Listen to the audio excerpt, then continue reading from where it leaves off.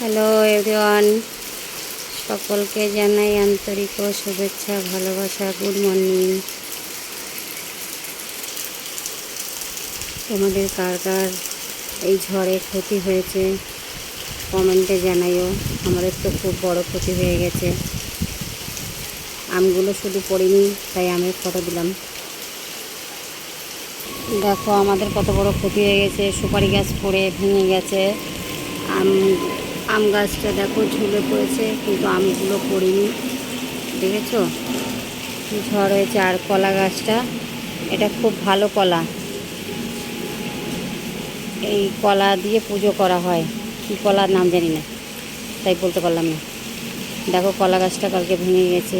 কত বড় কলা গাছটা, কলা আসার টাইম হয়ে গেছে আর ভেঙে গেছে। তোমাদের কি এরকম ক্ষতি কেউর হয়েছে? যদি হয়ে থাকে তাহলে জানিও। আরে বাবারে বাবা,